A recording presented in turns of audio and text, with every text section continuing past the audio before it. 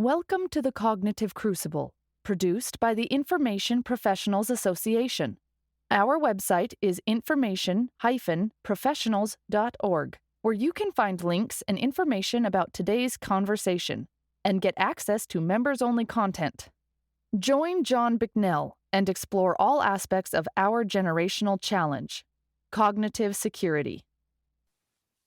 My guest today on the Cognitive Crucible is Mr. August Cole, who is an author exploring the future of conflict through fiction and other forms of fictional intelligence storytelling, which he also calls FICINT.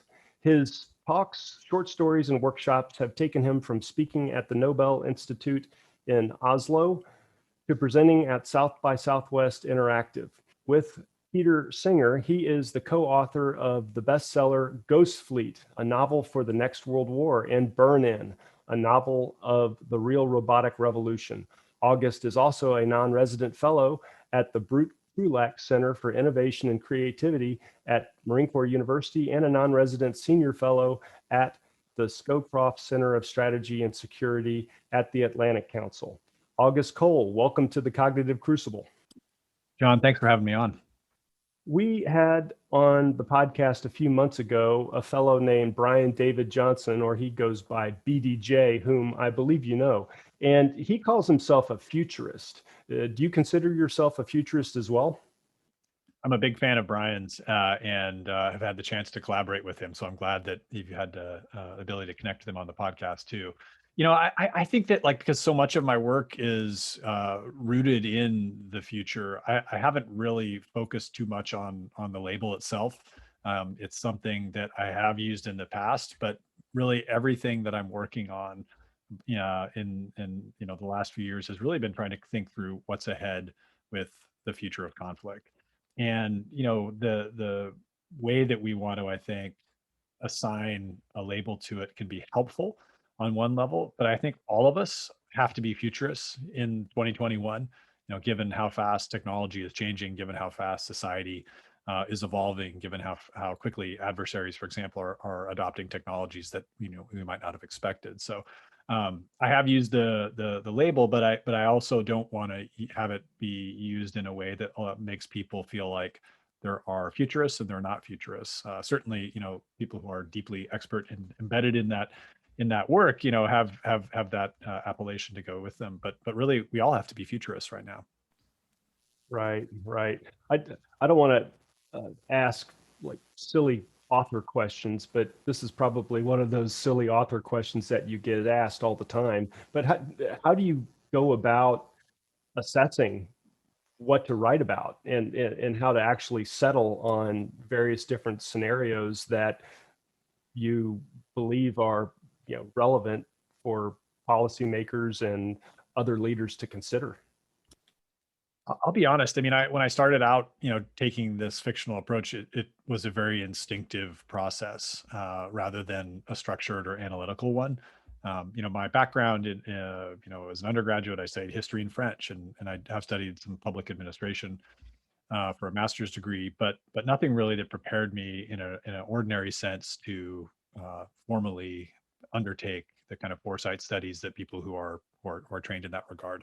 And to me, that was okay. Having been a journalist before I took this path, I didn't go to journalism school. It was one of those things you kind of learn on the job. So I've taken that approach and kind of let my instincts and gut follow me. And since then, in the last, over 10 years, I've begun to become more, I think, rigorous and kind of structured in how, I look at what is worth writing about. What are the things that people need to know about. And I think one of the fundamental, flags that I'm kind of looking for is, what is like the big unspoken truth that nobody wants to talk about, that everyone knows is there, maybe just over the horizon, but acknowledging is either too uncomfortable or kicks off a series of, to-do lists, either at a, organizational or society-wide level that it just seems insurmountable. That's a really interesting thing for me to, begin to play with when it comes to using fiction, because suddenly you're able to get people to start thinking and talking about some of the challenges that are out there that they might not otherwise do so.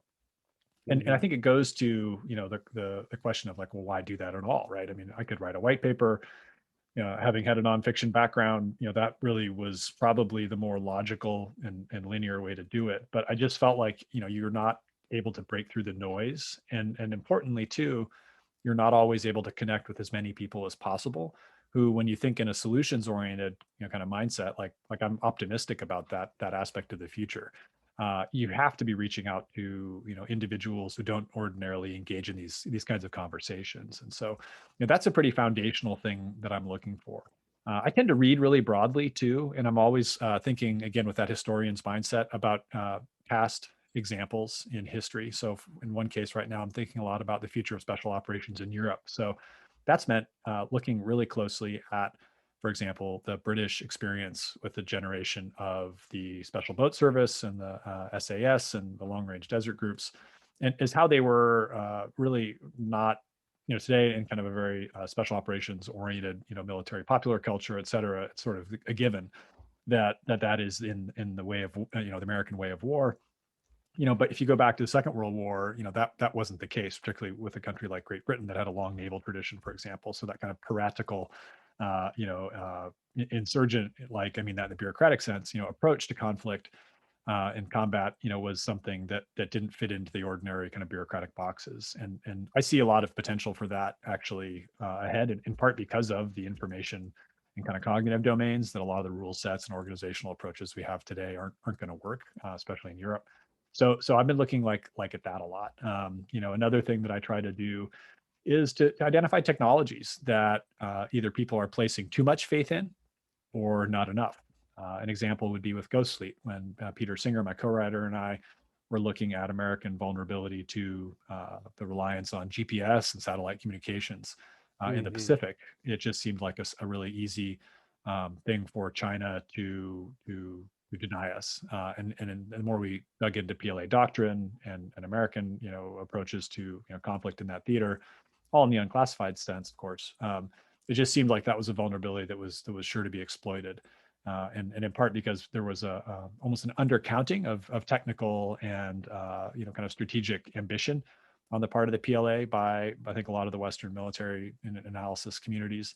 It felt like that wasn't being taken seriously enough. So like that's how we opened Ghost Fleet. Is this with this one thing we really don't want to happen? And in Burn-In, we're not looking at warfare per se, but rather the collision of society in America with these massive forces around automation, everyday robotics, big data, machine learning type AI.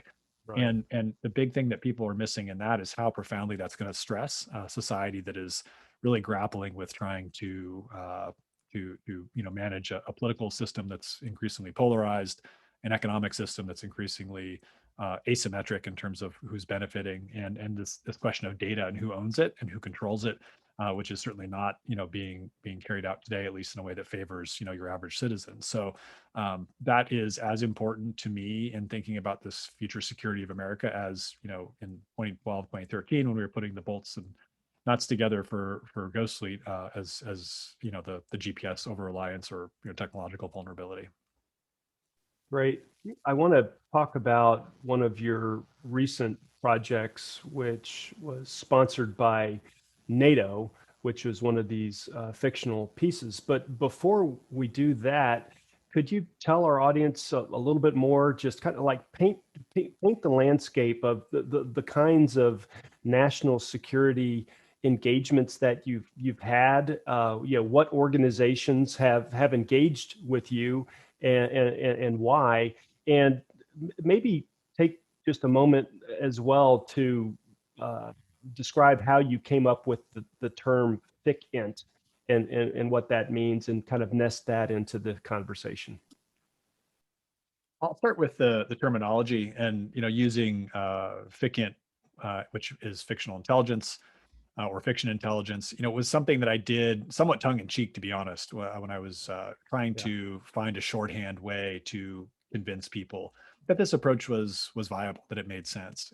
My gut, I felt that was true, but when you're briefing audiences that can range from a military academy like West Point to an international command at NATO, you're trying to find like a common touchstone or language. And because most people are familiar with SIGINT or ELINT, I thought it would be kind of a shorthand way to imply that different forms of fiction can be, collected, analyzed, and acted on much in the same way you would, conventional intelligence. And it's interesting to watch, people who are deep into the doctrine of intelligence and very kind of strict about rules and interpretations really chafe at the phrase, and that's fine. It's not literally meant to be as prescribed as I think some people want to say, and to some extent that speaks to, I think, how we have to be a little more flexible and how we conceive of what's valuable in the information space and not. Yeah, no, I think it's a brilliant term.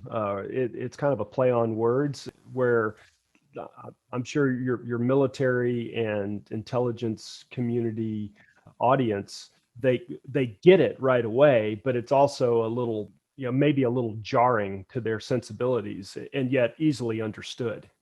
Yeah, and it makes for a great hashtag on Twitter, which is another important part Okay, of yeah, good, of the yes. information space. But the work though that I've been able to do, it wasn't like an A to B journey where in starting this after I left my Wall Street Journal job, I knew this is where I was going, and it's worth maybe just a couple of minutes of explaining kind of the progression of thought, because it speaks, I think, to Sure. how it's important for people to be very experimental. And if there's anything that has, I think, been a consistent theme in the work and the transformation of my own writing into what it is right now, and certainly where it's going, it has been this in the spirit of experiment and prototype. And so I was a journal reporter covering the defense industry, wrote a lot about intelligence contracting to companies from Blackwater to Boeing, right? And at the journal, your job is to be the expert at the paper, to know your companies better than your sources do, et cetera. It was a great job, but I really wanted to write though about what was going to happen, and that's a very tough sell, even at a big paper like the Journal,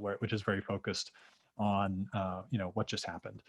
So I actually quit that job and began to work on a manuscript, which was never published, about private military contractors in the near future. That led me to work with Peter Singer, because I'd showed it to him. He was at the time, it still is arguably the preeminent expert in that field.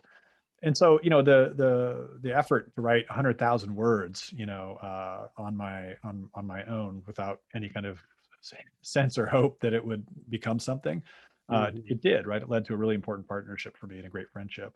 And I think that willingness to spend that time and energy and step away from a regular job, which is not the greatest idea in a practical sense, but it was worth that risk. And I'm also a pretty practical person. I kind of approach this one year at a time, and I have a wife and a couple of kids too. So these are things that are decided not in the unitary sense.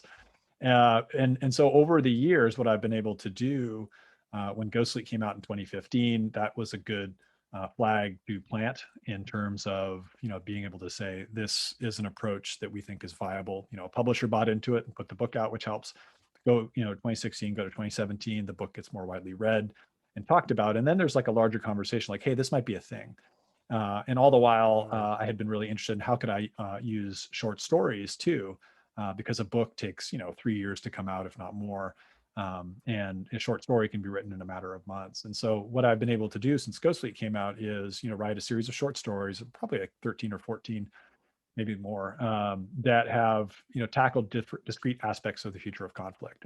And when I first used the FICINT phrase, I think it was when I was talking to the NATO Allied Rapid Reaction Corps right after the 2016 election, and I was really troubled by the information environment, the way that I felt like we had been in a situation where the U.S. was caught flat-footed by Russians, where I just saw a lot of challenges that were going to be posed to us if we were a more isolationist country and really backed away from NATO, which I do think is an important alliance. So I wrote a short story called Underbelly, which was essentially what if the U.S. carried out a Crimea-like campaign to respond to a Russian incursion into the Baltics? What would kind of gray zone NATO warfare look like?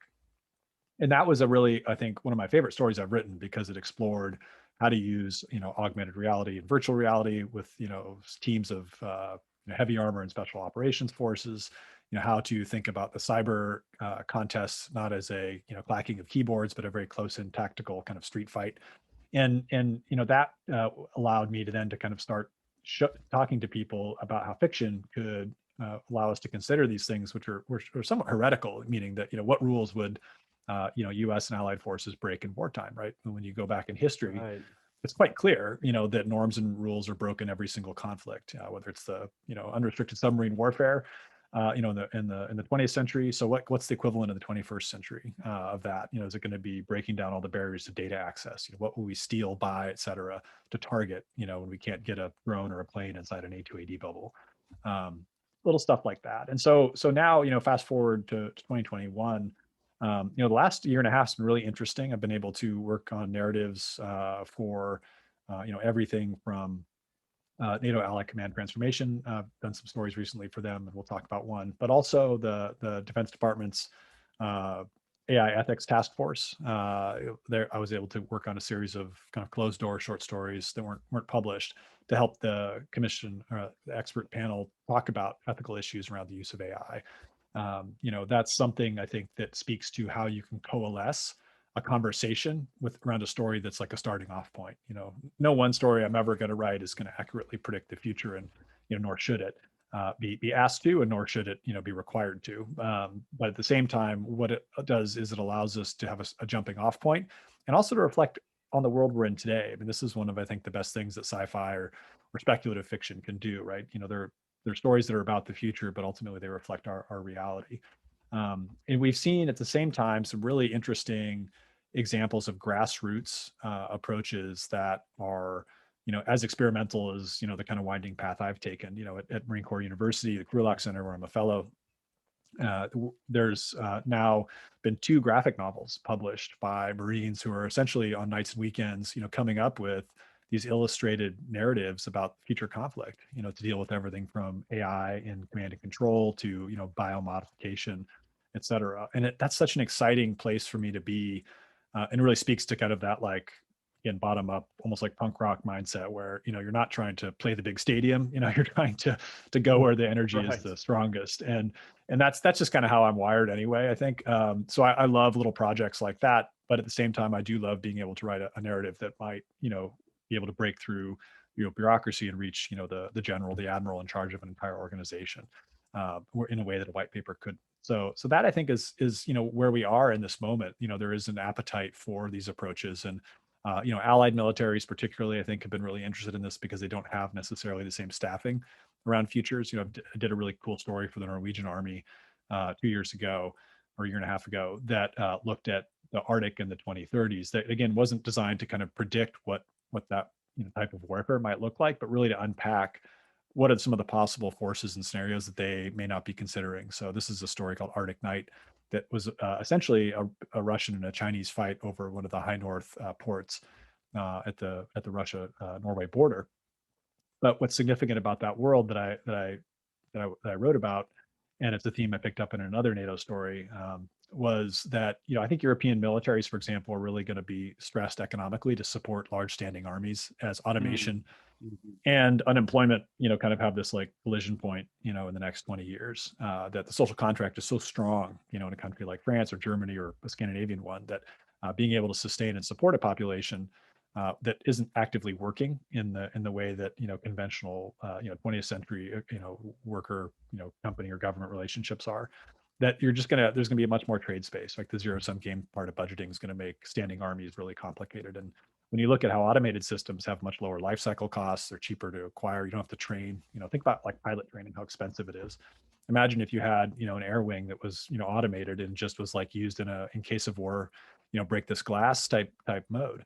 And that to me seemed like a really interesting future to explore, because if you look, many of these European nations have militaries that are getting smaller, or at least or more specialized and technically savvy.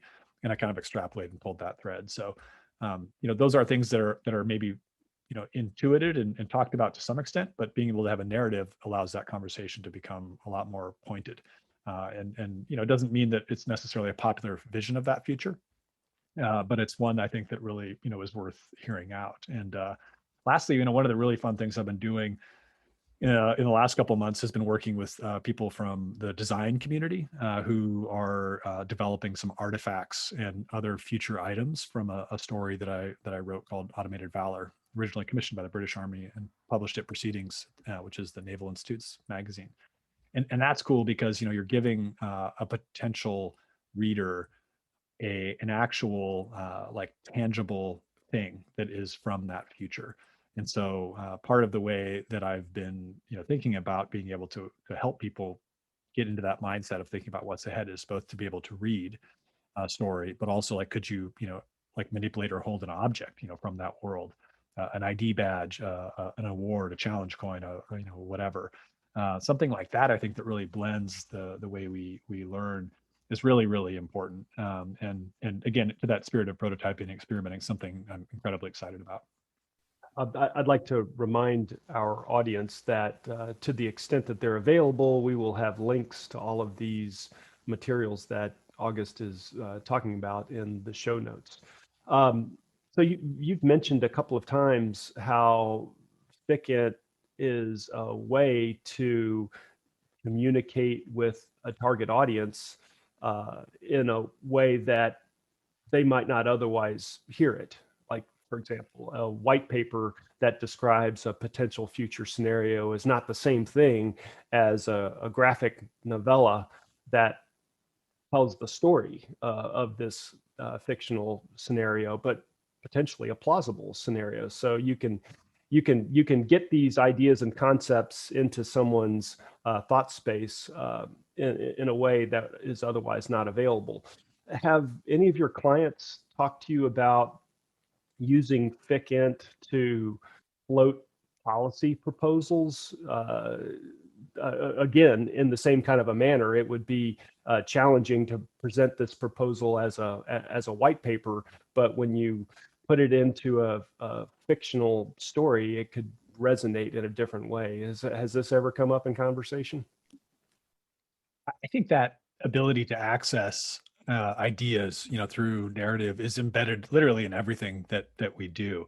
And, the way that you can experiment with a concept or an idea through a short story allows you essentially to test something, when the stakes are lowest, there's a very minimal investment of time or resources, both on the part of the people producing it, but also on the reading of it. And so when you're looking at using fiction and FICINT to begin to get an idea out there that needs to be stress tested or needs to have input from a broad array of constituents, I think it's a great tool for that in a much stronger way than a white paper that people may have trouble getting to the end of.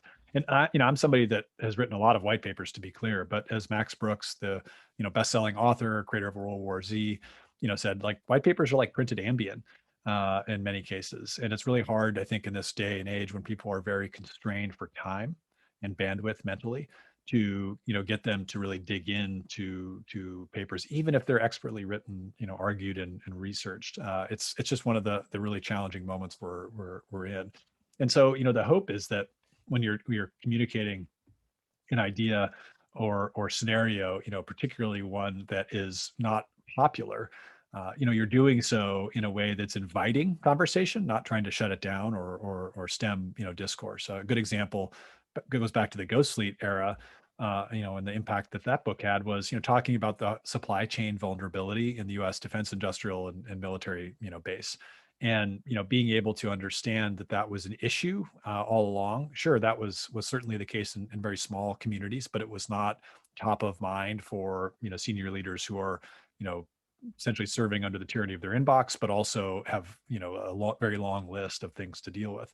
Yet when you can explain to somebody, this is why this matters, it allows them to visualize and understand in an explicit way. This is the plane that will be shot down. This is the pilot that will be lost. If we don't figure out how to address this hardware supply chain problem. It allows at least a little bit richer kind of understanding, even if, again, analytically or intellectually somebody knows that to be the case. But when you show them, you can hopefully lead them to figuring that out. In the kind of information warfare or regular warfare sense, that's certainly what that story Underbelly asked, which was, being able to get people to think through, what rules are we going to break during conflict? And the more time we can invest in understanding the ethical, legal, and operational or doctrinal implications now, the better chance we have to make those decisions, as carefully as a a country like ours needs to during an actual, especially a large scale conflict. Right, and I certainly agree that we need to be availing ourselves of all kinds of new creative ways of managing these challenges that we find ourselves in. I'd like to transition to this recent NATO project that you were a part of. And so this is, again, another FICINT story, and you and your co-author have titled it NATO's Sixth Domain of Operations. Could you give us a little primer on, why did NATO commission this? Who is the intended audience? And then we can recap the story itself. Well, NATO's challenge, as every other military organization right now, is really focused on trying to figure out and balance this developing understanding of the future of conflict with the world we're in today. And so, Allied Command Transformation down in Norfolk, which works on these matters for NATO, has been doing some really interesting work in this regard. Using narratives in various forms to try to unpack what that future operating environment looks like. And in this particular project, it was a really interesting one to do for the reason that it allowed both the kind of creative expression of what a future of warfare scenario might look like, but also kind of ask that next question: then what? And what if there is a need to create another domain? So NATO has declared cyber as a fifth domain. What if there is a sixth, and that is like a human domain or a cognitive domain? And this is a conversation happening in a lot of different military and intelligence communities. But it feels like it's becoming more and more acute. And some of that is the speed with which algorithmic optimization of social engineering in real life, virtual collisions, that we've seen in the last 12 to 18 months. And so this story would allowed us, and my Hervé Le Guiadar, the French researcher I worked with, to kind of show what that world might look like, and do so in a way that was slightly didactic, that allowed us to communicate to a senior level within ACT or NATO itself, writ large, that this is as much a policy challenge as it is kind of one of imagination. And so what we wanted to do was write something that people would finish. I think that's a really important Right. test of any written product, whether it's nonfiction or fiction. Can you get your reader to the end of it? And so the way we approached that, because we knew we had to really encapsulate a lot of different ideas, themes, and concepts, was to take an approach that essentially took some nonfiction type analysis and projection, and in one case created what was essentially a back and forth conversation between a French researcher, Dr. Bethany, and General Weaver, who's a senior NATO official, to kind of have this conversation about the merits or not of declaring another domain. All the while they're at a NATO conference in Tallinn. And then another way we approached that within the same document was I wrote a fairly traditional short story, not traditional in terms of what was in it, but just like it reads like a straight up short story that starts, in Svalbard, Norway, at a NATO exercise that's essentially hijacked, in the virtual sense, by a non-state actor trying to undermine and erode NATO's relevance. And it does this through a mix of targeting that is in the information domain, but also in the biological, to influence kind of the cognitive, or degrade really the cognitive capability of NATO's staff that are working on trying to not only keep the exercise running, but also assess, is Europe under attack right now? And that question of attribution and even defining what is warfare, what is conflict, is really critical. And I think also speaks to the understanding of, all the different domains that we've heretofore laid out, speak to typically a visible effect. And cyber is one that starts to kind of operate in that blurred zone where you can't quite tell, of course, right, if an effective cyber operations happened. And that's even more true in the information or kind of the cognitive realm. And so thinking about what that means, especially at a moment, and this is something that my French collaborator, co-writer Hervé Le Guiadar, again, was really good at articulating, was what that means in the bio realm. What does that mean when, essentially the sorts of bioprinting and other forms of synthetic engineering allow people to be influenced or targeted by cogniceuticals or other elements that actively shape how they're thinking and feeling. And what if you could do that and also target individuals algorithmically at scale? So imagine, for example, a population of a small country, or even a city in a big one, is under a campaign from an adversary that has or every person in that community a different machine written kind of campaign set of content. And yet the ultimate, like in real life activity, whether it's gathering in one place or voting a certain way, is marshaled towards that one effect.